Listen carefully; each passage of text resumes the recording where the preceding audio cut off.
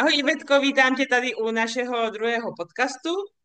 Představ se, že nám řekni, kdo jsi, o co se zajímáš, jaká je tvoje profese, jak pomáháš lidem. Přibliž trošku tuhle tvoji situaci. Tak ahoj a ahojte všetci. Ja ti ďakujem za toto pozvanie a vždy ten rozhovor s tebou je veľmi príjemný a prínosný a užitočný. Takže ja sa vám predstavím, volám sa Iveta Papová, som lekárka rehabilitácie. Keď povie niekto, že fyziatrie, rehabilitácie a liečebnej a tak ďalej, to je zložité, ale tá rehabilitácia každému tak utkvie.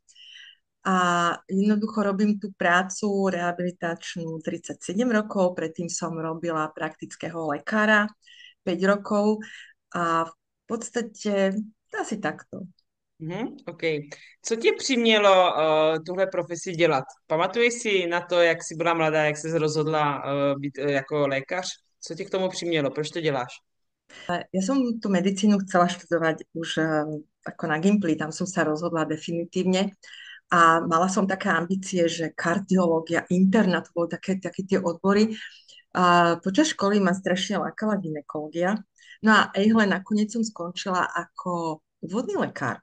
Ale bola som na to patrične hrdá, pretože v tých časoch, keď som robila ešte za socializmu, tak na ORF, čiže v Rakúsku, bežal taký lekár, rodinný lekár s kufričkom a to bol môj sen. Takže to sa mi splnilo a robila som to 5 rokov a bolo to úžasné. Ja som chodila navštevovať pacientov domov s tou kabelečkou koženou a proste je fakt úžasné. Ale prišla tá doba, keď už teda tá ambulancia sa rozbiehala a tých ľudí bolo veľa, veľa a zistila som, že veľmi veľa ich má problémy s pohybovým aparátom. A vtedy prišla taká ponuka, že či sa neprídem pozrieť na oddelenie rehabilitácie, kde potrebovali lekára. A hovorím, nič za to nedám, ma to zaujímalo. A ejhle, zostala som tam 23 rokov na oddelení a teda posledných 10 rokov pracujem v ambulancii. A je to moja vášeň, milujem to. Super, super. Jde to vidět, že to miluješ, máš obrovskou energii. Chtěla jsem se tě zeptat, co tě nejvíce naplňuje na té práci, co se ti nejvíce líbí? No, rehabilitáciu každý človek vníma ako niečo po úraze, niečo, keď mám po operácii klbov, mám problémy s chrbátom a tak ďalej, ale tá rehabilitácia je v podstate celostná medicína. A to ma na tom fascinuje a je úžasné to, že cez to telo sa viem dostať do hĺbky. V podstate sa kľudne prepojeme teraz k tomu, ako to funguje. Keď má niekto problém a príde na ambulanciu, to nie je len o tom, že tu ma boli, tam ma boli, ten lekár ma poslal a proste to je spojenie všetkých tých odborov, ale ja ho vyspovedám od hlavy po pety až do špiku kostí, aby sme vlastne zistili príčinu tých jeho ťažkostí. Pretože hľadať príčinu len v tom mieste, kde ma to bolí, alebo kde ten problém je, to v našom tele tak nefunguje. A vlastne na tej rehabilitácii krásne to prepojenie tých systémov, svalových zreťazení, klbových zreťazení. Je to úžasná práca a v podstate, keď ten človek to takto pochopí, tak aj tá liečba jeho, alebo ten postoj k samotnému tomu svojmu telu je úplne iný a to je na tom úžasné. Super, super. A už to takhle nějak nastínila, jak rozpoznáš, co je pro toho pacienta úplně nejvíc ideální, co se týče léčby, co se týče toho, co nabízíš? Ono to je veľmi podstatné, ako ten človek k tomu pristupuje. Ako náhle sa naladíme na rovnakú strunu, tak ideme jednak po tom probléme a jednak o tom jeho životnom štýle. A to sa dostávame presne k tomu, že tá rehabilitácia nie je nejaké fitko, nejaké cvičenie, že tu alebo prídem a tu ma napravíte a tu sa mi všetko zmení. To tak vôbec nie je. To je práca na sebe a ako náhle sme teda naladení na tú správnu strunu, tak ten človek ide ako keby do školy. My to berieme Mhm. ako školu. Takže prvý ročník, druhý ročník, tretí a postupne krok po kroku sa on dostáva k tomu, čo v tom živote zmeniť. A toto je to podstatné. Tá zmena je dôležitá. Či to ten človek chce alebo nechce.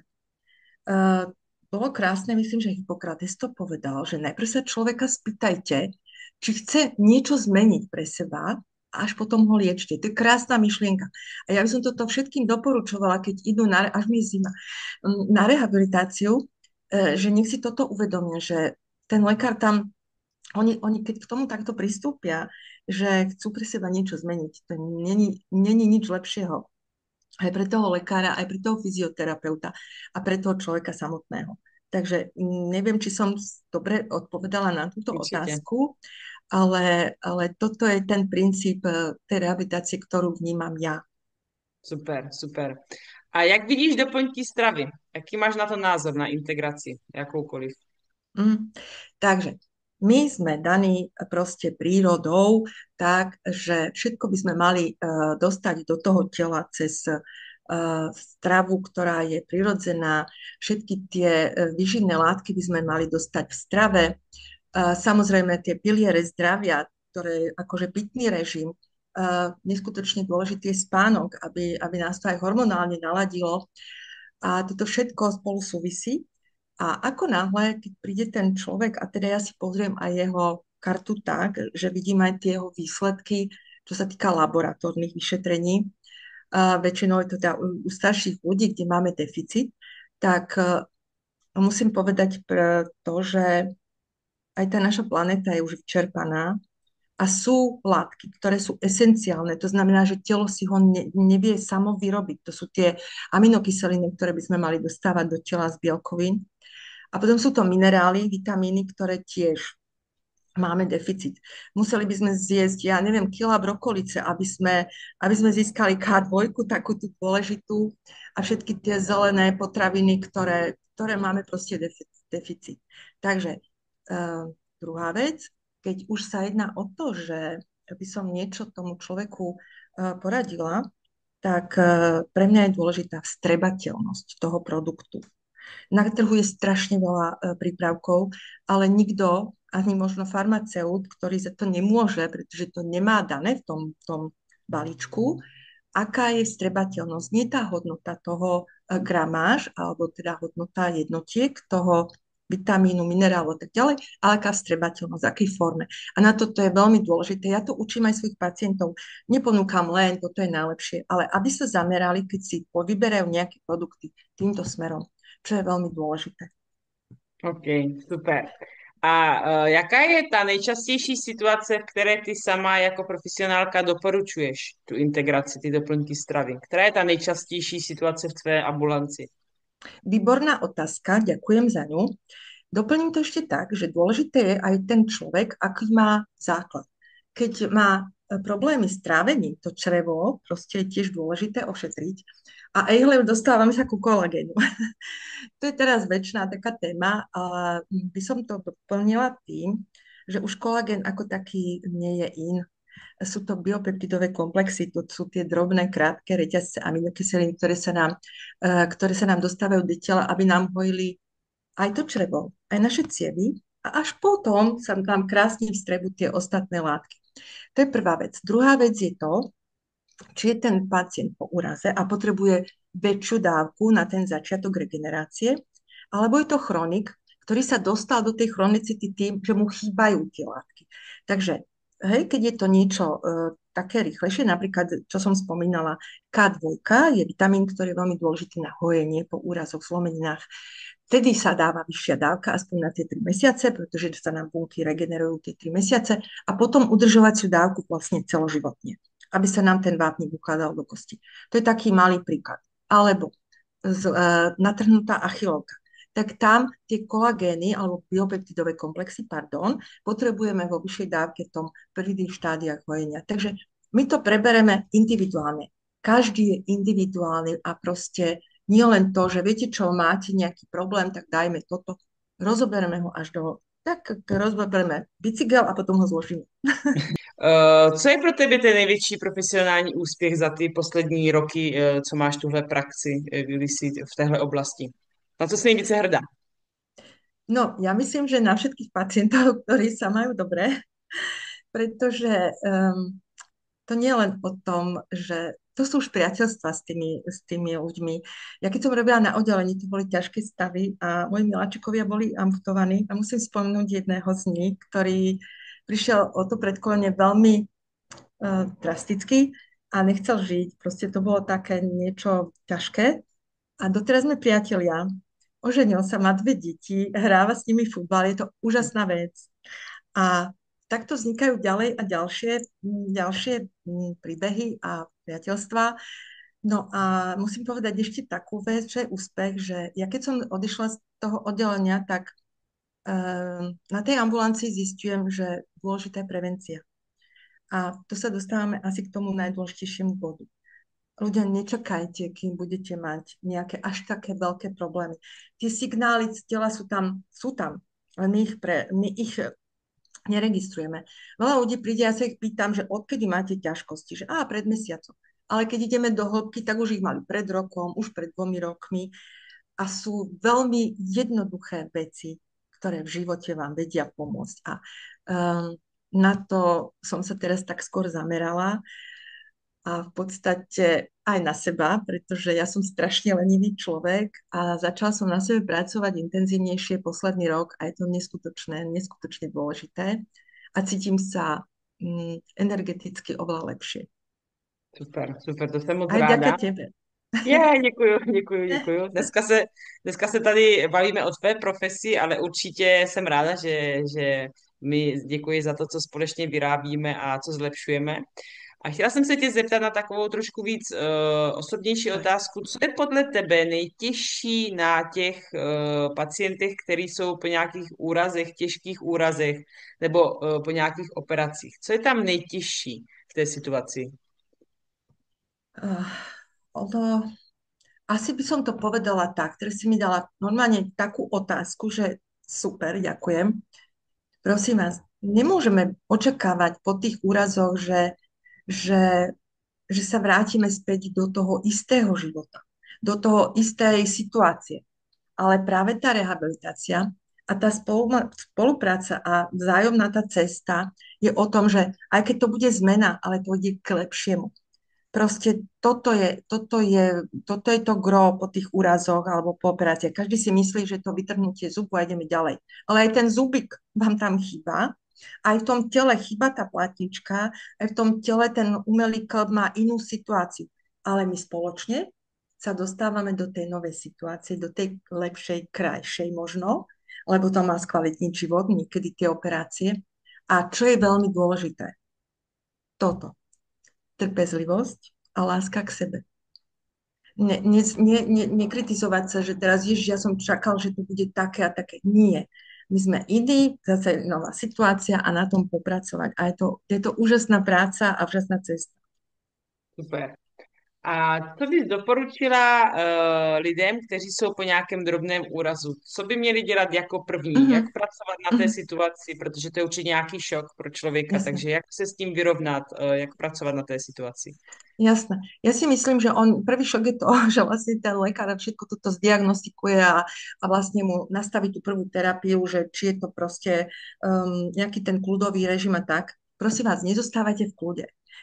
V kľude v tom zmysle, že čo sa dá hýbať s tou končatinou, alebo teraz neviem, konkrétne sa to nedá, tak je to individuálne, ale treba sa hýbať. Netreba čakať, až kým prídete na tú rehabilitáciu alebo na nejakú kontrolu. V každom prípade tie vitamíny, doplnky, ktoré vám urýchlia tie hojenie, to určite je dobre. Keby som chcela byť konkrétna, môj taký liek voľby pri týchto všetkých operačných zákrokoch, nielen úrazoch, je Estin, čiže Reparil. Je to liek, ktorý je vlastne medzi liekom a výživovým doplnkom, stiahuje, je to výťažok z lopucha, stiahuje tie edémy, urychluje hojenie, lymfatický systém podporí, takže toto všetko. A teda treba sa napriek tomu, že je to nejaký úraz, v rámci možnosti hýbať a prísť na rehabilitáciu čím skôr. OK, super. A chtěla jsem se tě ještě zeptat, je něco, co doporučuješ jak pacientům, tak i na prevenci, něco, co by měli dělat skoro každý den lidé, aby právě dělali tu prevenci, protože jak víme, tak hodně úrazů se stává právě proto, že naše tělo není úplně v ideální formě. Je něco, co bys jim doporučila, co by měli dělat každodenně? V každom prípade my zabudáme na to, že sme krásne stvorení a v jednoduchosti je krása. My nepoužívame správnu chôdzu, nepoužívame naše dýchanie, našu bránicu. Môj miláčik je tá bránica. A toto by som sa k tomu zastavila, že keď si nastavíme to dýchanie, nemusíme, že dýchajte do brucha. Ja som to nikdy nedokázala, že sústrediť sa na to. Ale keď si predstavíme, že tá branica je tuto niekde v nás, už je to super, že je to podprsenková zóna a budem ju nosiť ako na tácke rovno, že nevylejem ten čajík. To úplne stačí, aby nám udala smer. Druhé je to teda chodidlo, čiže najlacnejšia, najlepšia, najenergetickejšia, najdôležitá vec pre našu cirkuláciu a cirkulácia zase kyslík rozprúdiť celé telo je naša chôdza. Takže čím menej sedieť a keď veľa sedíme, tak teda rozchodiť to na chvíľku. To je absolútne najdôležitejšie a naozaj my sme tu, my sme jediní, ktorí chodíme po dvoch chodidlách. To chodidlo si chrániť, hýčkať, starať sa o neho, teraz v lete chodiť na boso napríklad. Takže asi takto. No a samozrejme, že keď máte po ruke niekoho, ako je Katerínka, alebo fyzioterapeut, ktorý vás nastaví, ale na tie správne denné stereotypy. Vy nemusíte makať, nemusíte byť Schwarzenegger, ale toto pochopiť tak v tom dni si zakomponovať tieto drobné vecičky, tak sa budete mať dobre. OK, super. A co by si chtěla, aby si tady z tohohle dnešního rozhovoru posluchači odnesli? Co je taková ta největší zpráva pro ně z tvé strany? Poviem to o sebe, dobre? Ja sa priznám, že ja som taký lenivý človek a ja som sa teda rozhodla, že pol roka na sebe pracujem, že? Pol roka sme spolu. Přibližně. Začať tú zmenu. Začať. Či je to krok malinký, príde ďalší a ďalší, starať sa o to telo trošku inak. Ale so všetkými pilierami. Pitný režim, oddych, výživa, proste ten pohybová kultúra, by som povedala. A to ďalšie je aj to cvičenie. Ja som si myslela, že ja to bez cvičenia dám, veď ja ovládam celú tú moje telo ako odborne, hej, z reťazenia. Nie je to tak. Treba aj ten silový tréning, treba sa trošku zapotiť a treba vydať nejaké kalórie tým pohybom. Napríklad, ako ja to teraz robím ráno pred robotou v záhrade, keď je krásne počasie a vrele to doporučujem. Naozaj, choďte do toho. A moje poslední otázka je tam, kde tě najdou ženy a lidé takhle obecně a kde se můžou na tebe obrátit. No, ja som človek, ktorý má rada výzvy alebo otázky, pretože tie ma posúvajú ďalej, takže kľudne sa ma môžete pýtať. Ja mám mailovú stránku, sem tam som na Facebooku, bolo to pre mňa také ťažké vystúpiť z tej komfortnej zóny, ale mám takú svoju mentorku, ktorá ma pritiahla aj k Instagramu a tam si môžete v bio otvoriť aj e-book o mojej práci, o do tej krásnej rehabilitácii, ako to funguje u nás na ambulancii a tam nájdete na mňa aj kontakt, takže úplne kľudne, alebo sa pýtajte tu pod videjkom, budem veľmi rada. Ak vás to zaujalo, tak aj na YouTube už pridávam nejaké také tipy, rady, také zo svojho pohľadu. Viete, nájdete si ich veľmi veľa a určite si ich hľadajte. Ja som ten typ, že vám hovorím z mojich skúseností, čo som si zažila na vlastnej koži a ako to vidím ja, aby sme mali krajší život takto všetci spolu. OK, super. Moc krát ti děkuji za to, že jsi dneska tady se mnou byla. Já vám tady všechno ženy nechám pod odkazem a můžete skontaktovat Ivetku kdykoliv. Děkuji ti A ja, moc krát. a ja ti veľmi pekne ďakujem a pozdravujem všetky dámy a dievčatá, s ktorými sa poznám už aj vďaka tebe offline, takže všetko pekné leto a majte sa krásne a hýbme sa.